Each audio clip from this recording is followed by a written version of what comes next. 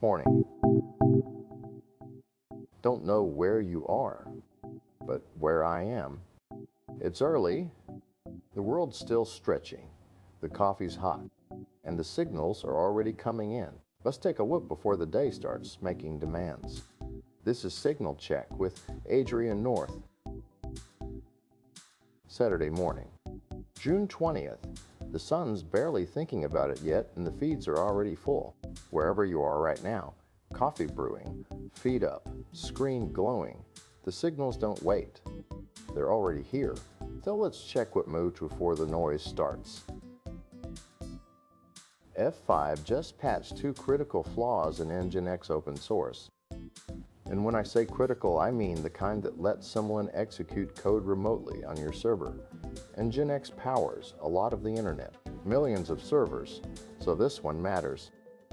The vulnerabilities hit the HTTP3 QIC module and the HTTP/2 implementation. Attackers could exploit these to crash services or, worse, run their own code. F5's already pushed fixes, but here's the thing about open source at this scale. Patching takes time. It's not automatic. Someone has to do it. If you're running NGINX anywhere in your stack, this is the weekend to update, not Monday. Now, Klue, that's the market intelligence platform, just confirmed a breach. And it's the OAuth kind, which is always messy. Hackers calling themselves Icarus managed to steal OAuth tokens connected to customers' Salesforce environments. Translation? They got keys that unlock customer data without needing passwords, just access, clean and direct. The victim list is growing, and Klue's being public about it, which, credit where it's due, is the right move. But this is a reminder that OAuth tokens are credentials. They're not magic. They're not safer just because they're not passwords. If someone gets them, they're in. So if you're a Klue customer, yeah, you probably already heard from them. Rotate everything. Here's one that makes Apple engineers very uncomfortable. Security researchers just published a working exploit for the A12 and A13 chips. They're calling it USblighter 8, and it's unpatchable. Why? Because it breaks the secure ROM, that's the boot code burned into the chip at the factory. You can't update it. It's hardware. The exploit lets someone execute arbitrary code inside that root of trust, which is basically the nightmare scenario for device security. Now, deep breath. This requires physical access to the device. It's not flying over the network, but it's the kind of thing that matters for forensics, jailbreaking, and anyone trying to extract data from a locked iPhone. Apple can't fix this with a software update. They already moved on to newer chips, but millions of devices with A12 and A13 silicon, they just became a little more vulnerable, permanently. Quick shift. Runner's World published a story about fixing a fade problem during races. You know the feeling. You start strong, then around mile 8 or 10, everything just empties out. Turns out there's a simple workout fix. Tempo runs with surges. You train your body to handle intensity when it's already tired. The runner in the story faded in their first two races, added this one workout, and then set a PR in the next race. First marathon? Great experience.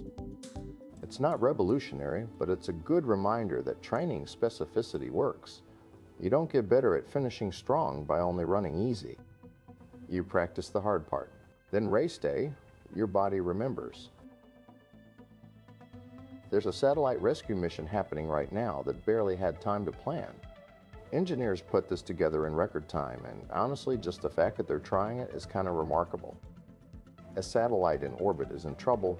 Details are still sparse, but instead of letting it die, a team scrambled to build a rescue op, fast. One of the engineers said, "I consider this a success already just from the fact that we're even going to try this." And that's the vibe, right? High risk, uncertain outcome, but the alternative is doing nothing and watching it fail. Space is full of these moments now. Things break, orbits decay, and sometimes you just go for it. We'll know soon whether it works. But they already proved it's possible to move that fast when it counts. Last one. The EFF is sounding alarms about something happening at the IETF. That's the Internet Engineering Task Force. the group that sets technical standards for how the internet works. There's a push happening right now that could restrict automated access to publicly available information, crawling, scraping, the stuff that powers search engines, research tools, archives. The concern is that new standards could make it harder, or even technically illegal, to access public data with bots. And that's a problem, because a free and open web depends on the ability to index, analyze, and preserve information at scale. If you wall that off, you're not just blocking bad actors, you're breaking the infrastructure that makes the web discoverable. This is one of those boring-sounding standards fights that could quietly reshape how the internet works. The EFF is pushing back, hard, and they're right to. That's Signal Check for today. Close the tabs, step outside, the day's waiting. We'll talk again next time.